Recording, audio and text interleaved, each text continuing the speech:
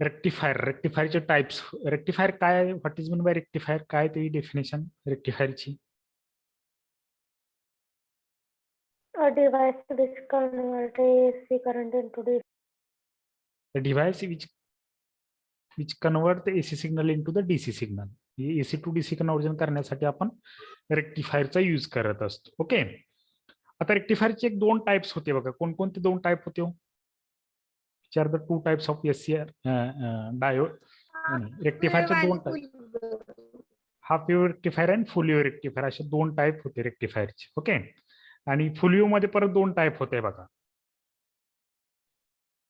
Centre टॅप्ड फुल wave आणि Center tapped. Centre टॅप्ड आणि फुल, दुसरा कोणता होता? ब्रिज फुल वेव्ह. ब्रिज फुल वेव्ह. ओके. आता ते वन बाय वन आपण ते रेक्टिफायरचे टाइप्स आपण बघणार आहे. ओके. आता बघू.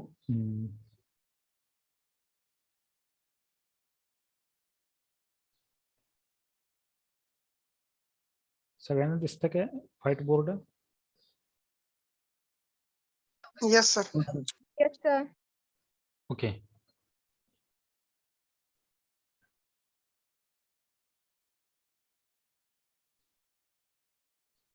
हा. आता बघा, जो आपला पहिला टाइप आहे तो हाफ वेव्ह रेक्टिफायर.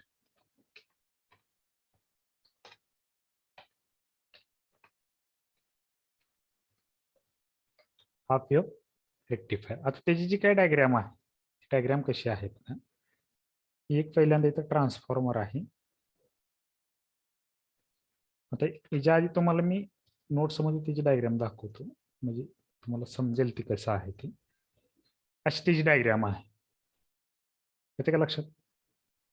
हे असे आहे. हे ट्रान्सफॉर्मर आहे, हा डायोड आहे एकच, हा रेजिस्टर आहे, आउटपुट इकडे इनपुट दिलेला आहे. आलं का लक्षात? ही अशी त्याची सर्किट डायग्राम आहे. Okay.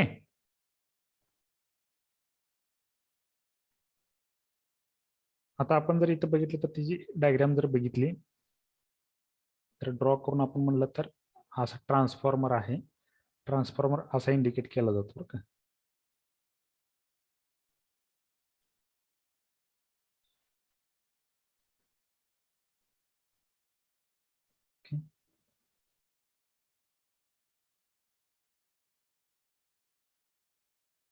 This is transformer.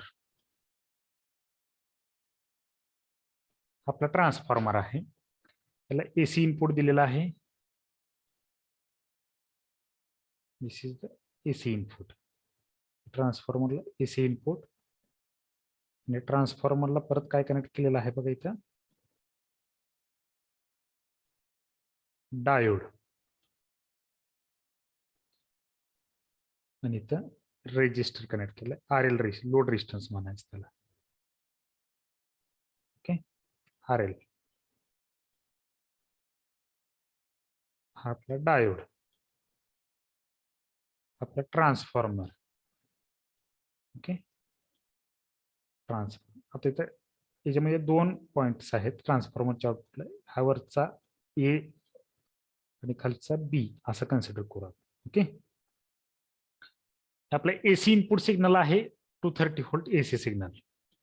230 volt AC. Okay. आणि इकडे आता 230 व्होल्ट एसी आहे म्हणजे काय? साइन वेव्ह आपण अप्लाय केलेला आहे ट्रान्सफॉर्मरच्या इनपुटला. ओके. आता what is the function of transformer? काय असतं ट्रान्सफॉर्मरचं function? What is the function of this transformer? ट्रान्सफॉर्मरला आपण हा एसी सिग्नल अप्लाय केलेला आहे, बरोबर आहे. ट्रान्सफॉर्मरचं काय फंक्शन असतं? What is the function of transformer?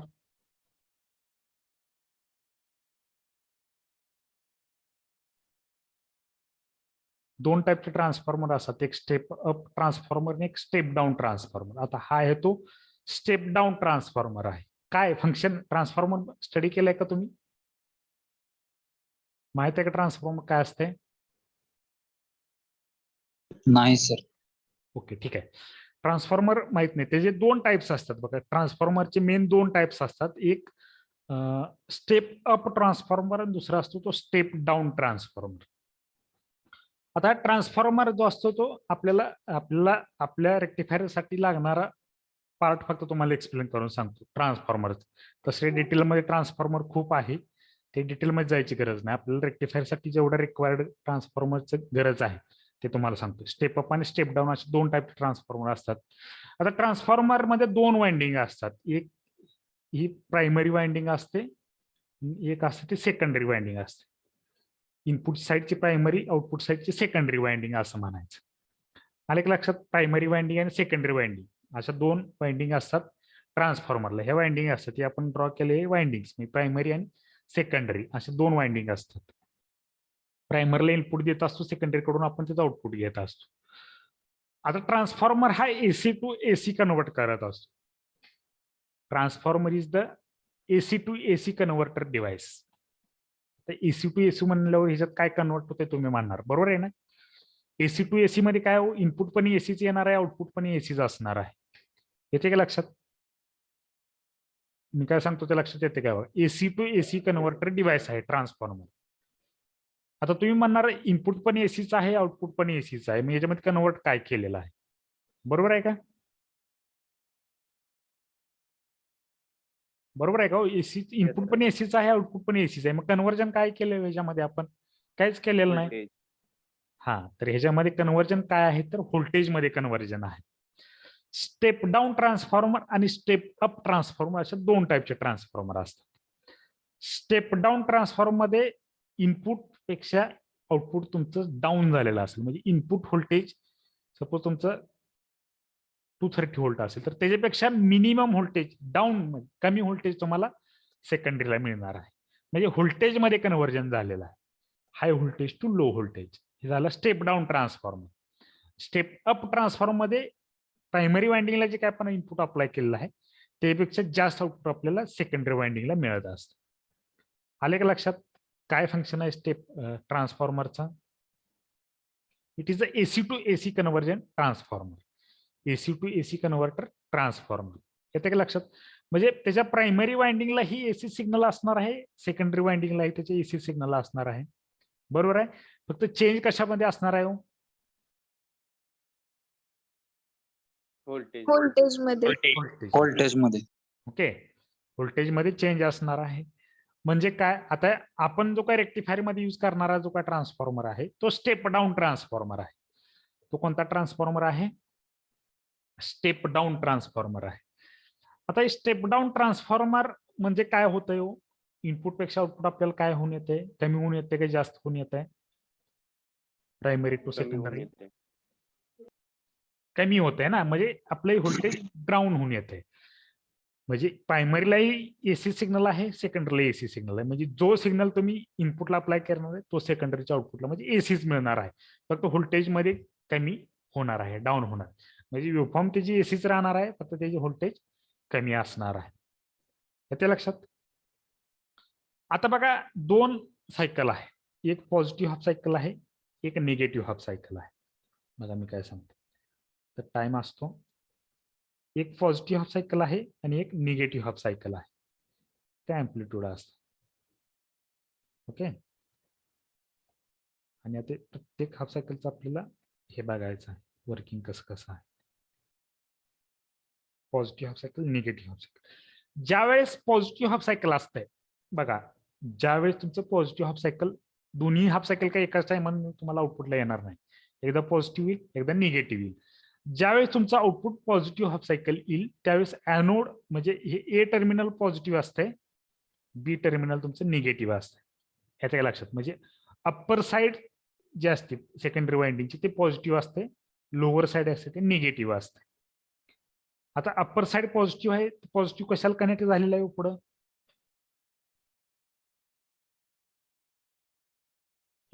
हे सेकंडरी वाइंडिंगचं अप्पर साइड टर्मिनल कशाला कनेक्ट केलंय आपण? डायोडला. डायोडच्या कुठल्या टर्मिनलला कनेक्ट केलंय?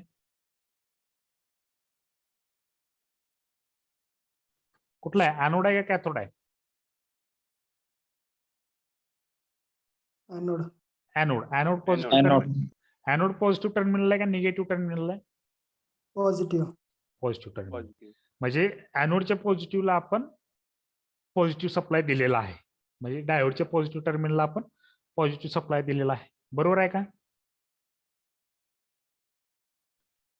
येते का लक्षात काय सांगतोय ती?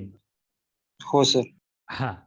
आता लोअर साइड टर्मिनल काय असणार आहे? निगेटिव्ह असणार आहे. लोअर साइड टर्मिनल काय असणार आहे? निगेटिव्ह असणार आहे. बरोबर आहे का? निगेटिव्ह. आता हे निगेटिव्ह टर्मिनल कशाला कनेक्ट केलंय आपण? रजिस्टर थ्रू डायोडच्या कॅथोडला कनेक्ट केलेला आहे. बरोबर आहे का? हे रजिस्टर थ्रू कशाला कनेक्ट केलं आपण? डायोडच्या कॅथोड निगेटिव्ह आहे का पॉझिटिव्ह टर्मिनल आहे? निगेटिव्ह आहे. निगेटिव्ह. निगेटिव्ह. म्हणजे डायोडच्या पॉझिटिव्ह टर्मिनलला पॉझिटिव्ह सप्लाय अप्लाय झालेला आहे, डायोडच्या निगेटिव्ह टर्मिनलला निगेटिव्ह सप्लाय अप्लाय झालेला आहे. बरोबर आहे का? मग डायोड फॉरवर्ड बायस मध्ये असणार आहे का रिव्हर्स बायस मध्ये असणार आहे?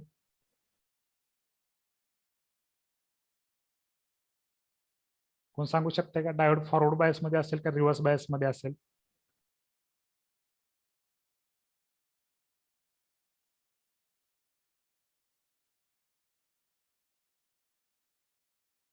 अरे फॉरवर्ड मध्ये असेल का रिव्हर्स मध्ये असेल? झाले ना आपल्याला फॉरवर्ड कशाला म्हणायचं, रिव्हर्स कशाला म्हणायचं? Forward bias. फॉरवर्ड बायस असेल.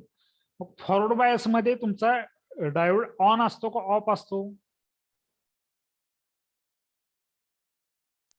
ऑन. On state. म्हणजे फॉरवर्ड बायस मध्ये तुमचा डायोड ऑन असेल तर जे काय तुमचा इनपुट सप्लाय, जे काय तुम्ही त्याला अप्लाय केलेली पॉझिटिव्ह हाफ सायकल असेल, तुमचा पॉझिटिव्ह हाफ सायकल आउटपुटला तुम्हाला ऍज इट इज तुम्हाला ते मिळेल. येते लक्षात? During the positive half cycle we get the positive half cycle at the output side. Okay. Negative half cycle मध्ये काय होतंय बघा. निगेटिव्ह हाफ सायकल मध्ये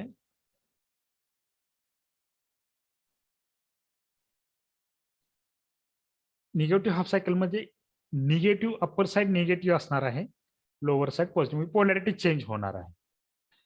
आता डायोड तुमचा फॉरवर्ड बायस मध्ये असेल का रिव्हर्स बायस मध्ये असेल? रिव्हर्स. Reverse Reverse. बायस मध्ये डायोड तुमचा ऑन होईल का ऑफ होईल? ऑफ.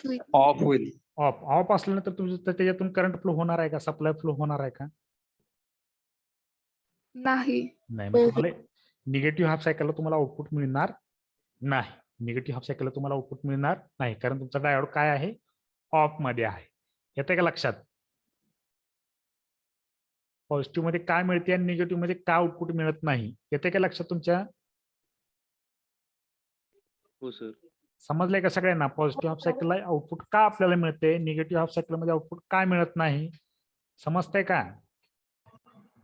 हो सर. हो सर. ओके. परत पॉझिटिव्ह हाफ सायकल आहे. परत पॉझिटिव्ह मध्ये अप्पर साइड पॉझिटिव्ह असणार आहे का निगेटिव्ह असणार आहे? बघा, हो. ज्या पॉझिटिव्ह सायकल असेल तर upper side positive, negative cycle असेल तर अप्पर साइड निगेटिव्ह. येते का लक्षात? असं कन्सेप्ट लक्षात ठेवायचं. म्हणजे पॉझिटिव्ह हाफ सायकल असेल तर परत अप्पर साइड पॉझिटिव्ह असणार आहे, परत लोअर साइड निगेटिव्ह असणार आहे. परत डायोड तुमचा फॉरवर्ड मध्ये असेल का रिव्हर्स मध्ये असेल? फॉरवर्ड. फॉरवर्ड. परत फॉरवर्ड मध्ये आला परत डायोड तुमचा काय असणार आहे? टर्न ऑन असणार आहे. फॉरवर्ड बायस मध्ये तुमचा डायोड ऑन मध्ये असतो, म्हणजे परत तुम्हाला आउटपुट मिळेल. टर्न ऑन असल्यामुळे तुमचा त्याच्यामधून करंट फ्लो होणार आहे, त्याच्यामुळे तुम्हाला आउटपुट मिळेल. निगेटिव्ह हाफ सायकल मध्ये आउटपुट मिळत नाही, फॉरवर्ड हाफ सायकल मध्ये तुम्हाला आउटपुट मिळते. This is the working of half wave rectifier. समजलंय का सगळ्यांना half wave rectifier? How to work half wave rectifier समजलंय का? Yes sir. ओके. आता इथं नोट्स मध्ये बघा जरा कसं आहे ते.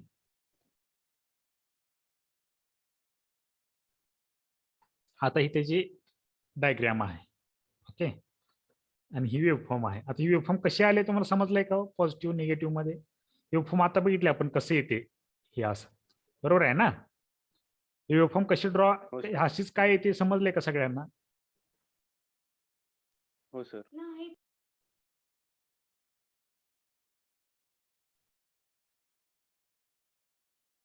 वेव्हफॉर्म समजलंय का सगळ्यांना?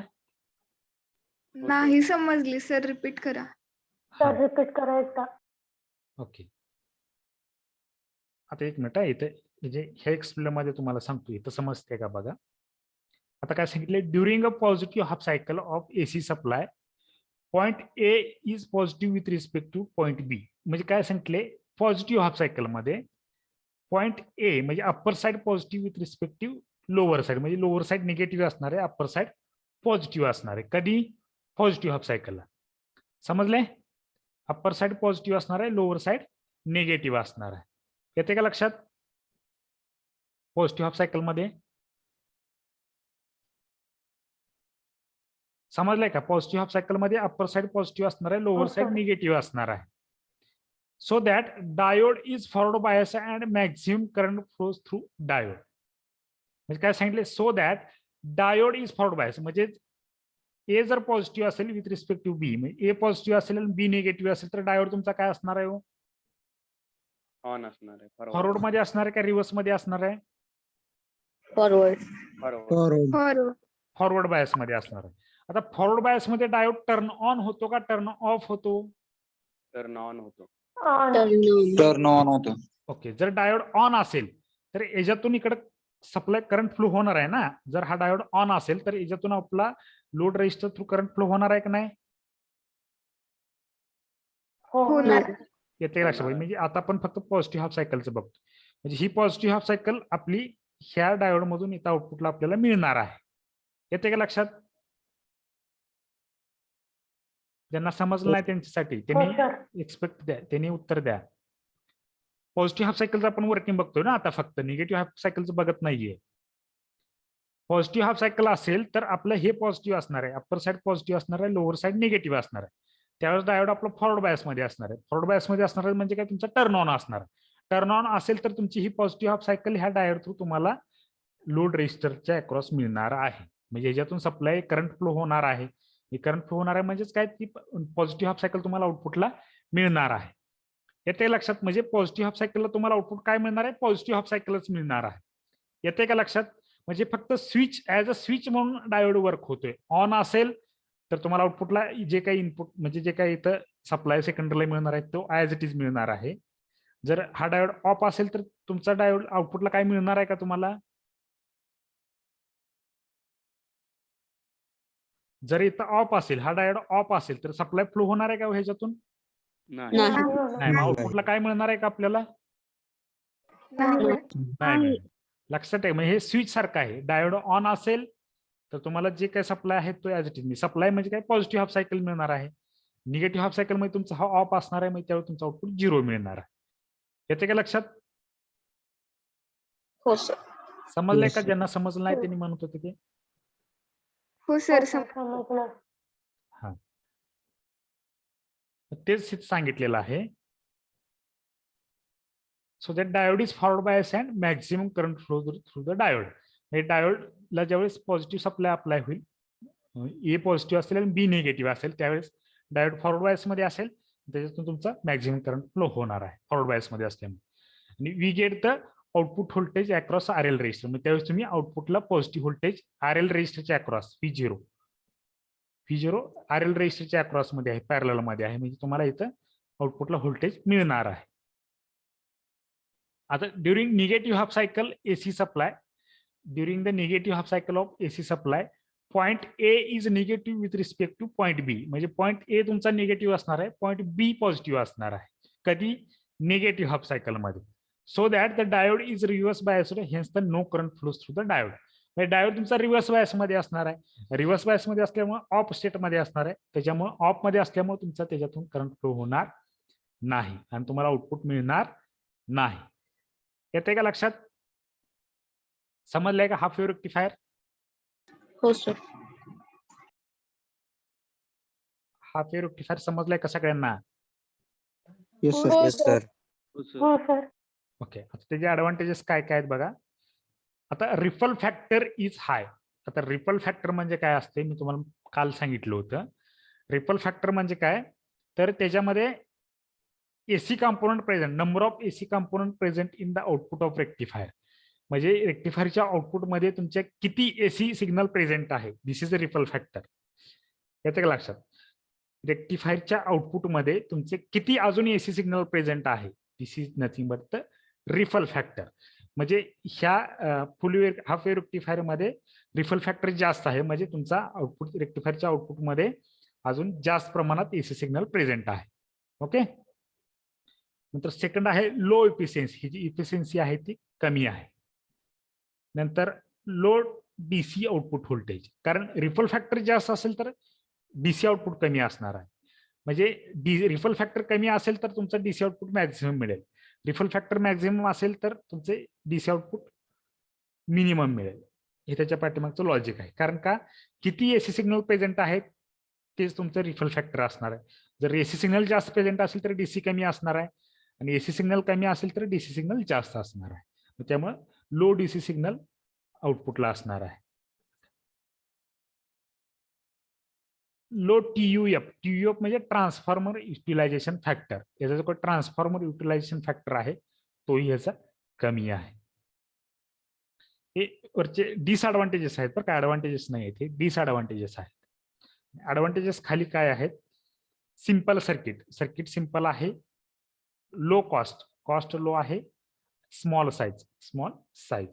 साईज स्मॉल आहे. ऍप्लिकेशन्स काय आहेत बघा?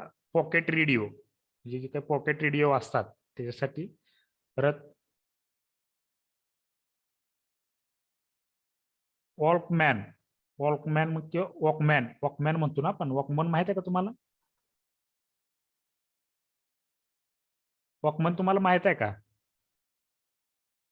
नाही. No sir. ओके. वॉकमन काय असते? पहिले ते रीलचे कॅसेट होते बघा, आठवते का तुम्हाला? तुम्ही ते रीलचे कॅसेट बघितलेत का? टेप असायचं बघा, टेप. हो टेप सर. टेप तुम्ही बघितलंय का? टेप मध्ये एक रीलचे कॅसेट असायचं बघा, आणि ते टाकून म्युझिक आपण किंवा जे काय असेल ते रेकॉर्डिंग त्याच्यात करू शकत. आपण रेकॉर्डिंग करू शकत नव्हते. ऍक्च्युअली ते म्युझिक इंडस्ट्रीज असायचे, कॅसेटच्या इंडस्ट्रीज असायच्या, त्याच्यातून ते वेगवेगळ्या प्रकारचे कॅसेट यायचे. आता ते सीडीचे कॅसेट, सीडी प्लेअर तुम्हाला माहित असेल, सीडीचे कॅसेट्स माहित असतील. त्याच्या आधी ते रीडचे कॅसेट्स होते. टेप असायचे, टेप रेकॉर्डर, त्याच्यामध्ये ते कॅसेट टाकायचे आणि ते पाहायचे. की पहा म्हणजे ऑडिओसाठी होते ते, व्हिडिओसाठी नव्हते. व्हिडिओसाठी सीडी प्लेअर होत. तर वॉकमन म्हणजे काय? ते आपल्याला कुठेही घेऊन जाता यायचं. म्हणजे पॉकेट रेडिओ सारखंच, म्हणजे खिशात टाकून तुम्ही ते कुठेही घेऊन जाऊ शकत होता. त्याच्यामध्ये तुम्ही ते कॅसेट टाकून ते ऐकू शकत होता. वॉकमन, त्याला वॉकमन म्हणा. आता तुम्ही ते बघितलं नसतील, आम्हीही खूप लहान असताना ते बघितले होते वॉकमन. म्हणजे 10वी पर्यंत असताना ते, आम्ही 10वी पर्यंत असताना ते वॉकमन आम्हाला माहित आहे. त्याच्यानंतर वॉकमन गेलं ते पेनड्राईव्ह आल्यानंतर किंवा जेव्हापासून मेमरी कार्ड आलं, मोबाईल जेव्हापासून जास्त यूज व्हायला लागले तेव्हापासून ते वॉकमन, पॉकेट रेडिओ वगैरे यूज व्हायचे बंद झालेले आहे. त्यामुळे तुम्हाला मॅक्सिमम स्टुडंटना ते वॉकमन माहीत नसणार आहे, किंवा सीडी ते रीलचे कॅसेट सुद्धा माहीत नसणार आहे. बरेच जण बघितले सुद्धा नसतील, कारण ते मेमरी कार्डमुळे परत ते सगळं ओव्हरकम होत गेले मोबाईलमुळे. वॉकमन वगैरे माहीत नसेल तुम्हाला. ओके. ते थोडक्यात आपण ते कॅसेट त्याच्यामध्ये टाकता येत होतं, आणि ते खिशात टाकून आपण सेल असायचं त्याच्यामध्ये. सेल जोपर्यंत चालू आहे तोपर्यंत आपण यूज करायचं. सेल संपले का परत दुसरे सेल टाकायचे. वेगळे दुसरे कॅसेट टाकलं का दुसरे म्युझिक्स आपल्याला ऐकायला मिळायचे. असं त्याच्यामध्ये होतं वॉकमन. परत पुढचा पेक्षा लो कॉस्ट पॉवर सप्लाय, म्हणजे पॉवर सप्लाय मध्येही याचा यूज होतो. समजले का सगळ्यांना half wave rectifier? Half wave rectifier समजलाय का? हो सर. ओके. आता full wave centre tapped rectifier. आता फुल वेव्ह सेंटर टॅप्ड रेक्टिफायरची जी काय सर्किट डायग्राम आहे ती अशी आहे. आता ते खाली वेव्हफॉर्म आहे ते तुम्हाला दाखवत नाही, आधी तुम्हाला एक्सप्लेन करून सांगतो कसं कसं होतंय बघू आपण, आणि नंतर ते बघू आपण. ते वेव्हफॉर्म खाली तर काय फुल वेव्ह मध्ये तुम्हाला ते इथं जे आपण ड्रॉ करणार आहे तेच तुमच्या लक्षात येणार आहे. तिथं ट्रान्सफॉर्मर सेम आहे, एसी सप्लाय आहे. फक्त डायोड मध्ये काय केले, इथे मिडल एक टर्मिनल आहे. आता सेंटर टॅप्ड ट्रान्सफॉर्मर याच्यामध्ये यूज केलेला आहे. लक्षात आहे बघा, याच्यामध्ये सेंटर टॅप. आता मगाशी आपण ट्रान्सफॉर्मर ड्रॉ केला होता, तो असा ट्रान्सफॉर्मर होता, फक्त त्याला ए आणि बी पॉइंट होते. ओके. ए आणि बी पॉइंट होते. आता याच्यामध्ये 3 पॉइंटला, सेकंडरीला 3 पॉइंट आहेत. ए हा बी ॲज इट इज असणार आहे. मी इथे सेंटर टायपड पॉईंट म्हणाय सेंटरला, सेकंडरीच्या सेंटर टाईप हा 0 पोटेन्शियल पॉईंट असतो. 0 पॉईंट असतो म्हणजे इथं 0 व्होल्टेज असते. ऑलवेज इथं 0 व्होल्टेज असतं. म्हणजे बघा डायोड D1 आहे, डायोड D2 आहे, डायोड D1 आहे, डायोड D2 आहे. ए टर्मिनलला D1 कनेक्टेड आहे, बी टर्मिनलला D2 कनेक्टेड आहेत आणि हे दोन्हीही परत एका ठिकाणी कनेक्ट करून कुठं कनेक्ट केलेला आहे, तो 0 ला कनेक्ट केलेला आहे. येते का लक्षात? त्याचं कसं सर्किट डायग्रामचं कन्स्ट्रक्शन आहे ते लक्षात आलंय का तुमच्या? फक्त 0 पॉईंटला कनेक्ट केले 2 डायोड, ए साईडला एक, बी साईडला एक डायोड आहे, अप्पर साईडला एक, लोअर साईडला एक डायोड आहे. ते दोन्ही डायोड एका ठिकाणी कनेक्ट करून परत थ्रू द लोड रेजिस्टर ते 0 टर्मिनल किंवा ग्राउंड टर्मिनल म्हणायचं. ते ग्राउंड असतं, 0 व्होल्टेज असतं, त्याला ग्राउंड टर्मिनल म्हणायचं. समजले का कन्स्ट्रक्शन त्याचं कसं आहे?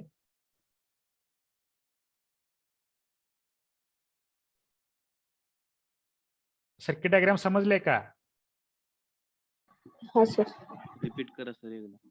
रिपीट म्हणजे याच्यामध्ये वेगळं काही नाही, ह्याच्यामध्ये आपण चेंज काहीच करू शकत नाही, कारण हे डायग्राम ॲज इट इज असते. म्हणजे आपण स्टडी करताना त्याचं वर्किंग आपण स्टडी करायचं आहे. काय आहे, ए साईडला डायोड D1 कनेक्टेड आहे, बी साईडला डायोड D2 कनेक्टेड आहे. हा PO रेक्टिफायर मध्ये फक्त D1 कनेक्ट होता, एकच डायोड होता, ए साईडला कनेक्ट होता. बी साईडला कुठलाही डायोड कनेक्ट नव्हता आणि या दोन्हीच्या मध्ये रेजिस्टर कनेक्ट होता.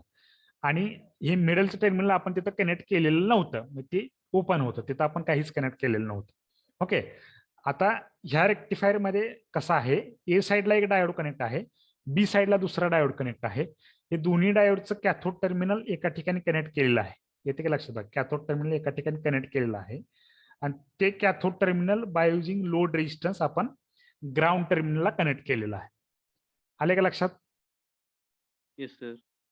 हा, आता यालाही इनपुट एसी सप्लाय आहे, म्हणजे सेकंडरीच्या आउटपुटला आपल्याला एसी सप्लाय मिळणार आहे. ओके, आता हा आपला एसी सिग्नल आहे. ओके, इनपुटचा सिग्नल किंवा सेकंडरीच्या आउटपुटला आलेला हा सिग्नल आहे. आता पॉझिटिव्ह हाफ सायकल मध्ये काय आहे, काय होतं, ए पॉझिटिव्ह असते का, बी पॉझिटिव्ह असते का, ए निगेटिव्ह असते, बी निगेटिव्ह असते, काय असते? पॉझिटिव्ह हाफ सायकल मध्ये काय होतो, तो मगाशी आपल्या मगासारखं सेम आहे. सांगा, पॉझिटिव्ह हाफ सायकल मध्ये काय A आहे? positive and B A negative. Positive, B negative. A positive, B negative, A positive, B negative. Okay, positive half सायकलला काय आहे, A positive, B negative, positive half cycle. Okay, म्हणजे B ला negative half cycle असणार आहे, बी ला negative half cycle असणार आहे. ए ला पॉझिटिव्ह असेल तर बी ला निगेटिव्ह हाफ सायकल, म्हणजे निगेटिव्ह आहे म्हणजे निगेटिव्ह हाफ सायकल आहे. आले का लक्षात? इथपर्यंत समजले का सगळ्यांना? इथपर्यंत काय प्रॉब्लेम आहे का कोणाला? इथपर्यंत काय प्रॉब्लेम आहे? हे निगेटिव्ह आहे म्हणजे काय तर निगेटिव्ह हाफ सायकल असते, पॉझिटिव्ह आहे म्हणजे काय तर इथं पॉझिटिव्ह हाफ सायकल असते. येते का लक्षात? कोणाला काय प्रॉब्लेम आहे का? हो सर. नाही. गर्ल्स मध्ये? नाही सर. ओके, आता मला सांगा, याच्यामध्ये कोणता डायोड फॉरवर्ड बायस मध्ये असेल, कोणता डायोड रिव्हर्स बायस मध्ये असेल? A D1 forward, forward B reverse. and D2 D1 आपला reverse. काय असेल, फॉरवर्ड असेल, D2 आपला काय असेल, रिव्हर्स असेल. म्हणजे डायोड D1 काय असेल, ऑन असेल, Forward. D2 काय असेल, ऑफ असेल. बरोबर आहे? ऑफ असेल. म्हणजे हा निगेटिव्ह सिग्नल आपला पुढे पास होणार आहे का हो? हा नाही. नाही. कोणता सिग्नल पास होणार आहे? D1. D1 through positive signal आपल्याला पास होणार आहे आणि हा RL रजिस्टर आहे की नाही, ह्याच्या अक्रॉस मध्ये आपल्याला आउटपुट इथं मिळणार आहे. आता इथं पॉझिटिव्ह आउटपुट मिळेल का निगेटिव्ह आउटपुट मिळालं? कोणता सिग्नल पास झाला ह्या डायोड मधून?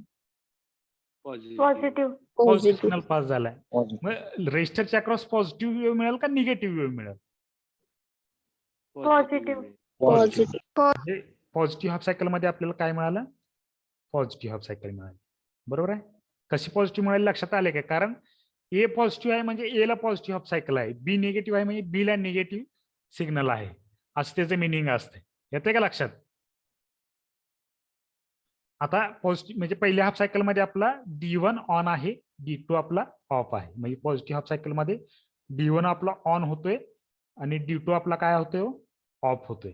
D2 ऑफ होते पॉझिटिव्ह हाफ सायकल मध्ये. मी काय सांगतोय, D2 ऑफ मध्ये होते, D2 ऑफ. ओके. आता निगेटिव्ह हाफ सायकल, एक मिनिट आहे. आता हे सगळं मी थोडस हे करतोय, इरेज करतोय.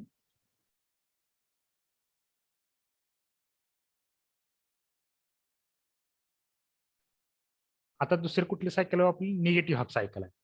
आता निगेटिव्ह हाफ सायकल मध्ये ए काय असणार आहे, निगेटिव्ह, ए निगेटिव्ह Negative. असेल, बी काय असेल, पॉझिटिव्ह, बी Positive. पॉझिटिव्ह असेल. ओके, बी पॉझिटिव्ह म्हणजे ए ला तुमची निगेटिव्ह हाफ सायकल असेल, बी ला तुमची कुठली हाफ सायकल असणार आहे, पॉझिटिव्ह. बी ला पॉझिटिव्ह हाफ सायकल असेल. आता कोणता डायोड फॉरवर्ड बायस मध्ये असेल, कोणता डायोड रिव्हर्स बायस मध्ये असेल, D1 reverse, D2 D2 forward, मध्ये D1 D1 रिव्हर्स असेल, D2 फॉरवर्ड असेल. म्हणजे D1 ऑन असेल का ऑफ असेल, ऑफ, ऑफ ऑफ म्हणजे हा निगेटिव्ह सिग्नल पुढे पास होणार आहे का, नाही, नाही. आहे.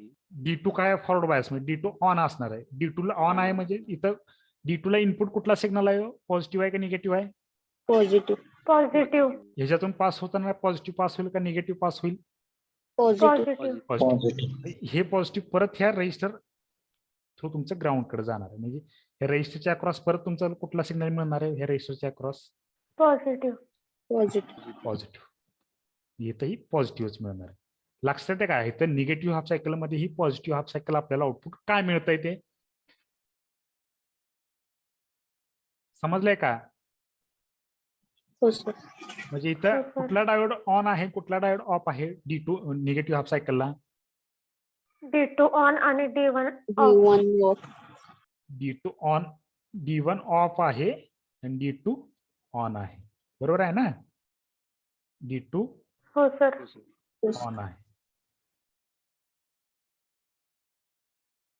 D2 on. परत पॉझिटिव्हला same D1 on, D2 of. म्हणजे परत येतो तुम्हाला पॉझिटिव्ह हाफ सायकल मिळणार आहे. समजलंय का, हे दोन्ही हाफ सायकल मध्ये आपल्याला आउटपुट कसं मिळतंय ते समजले का तुम्हाला, सेंटर टॅप रेक्टिफायर मध्ये. हो, sir. हो सर, सगळ्यांना समजलंय. Yes sir. ओके. आता बघा खाली वेव्हफॉर्म तशीच आहे सेम.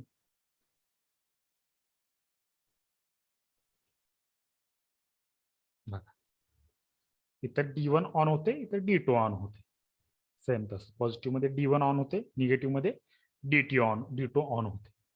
त्यामुळे इथं आपल्याला आउटपुटला अशा प्रकारे वेव्हफॉर्म मिळते. समजले का centre tap full wave rectifier.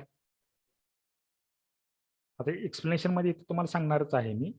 बघा काय ते, during positive half cycle of AC supply diode D1 is forward bias and D2 is reverse bias and we get output voltage across resistor R1 resistor. मग त्यावेळेस तुम्हाला आउटपुटला रजिस्टरला voltage मिळणार आहे.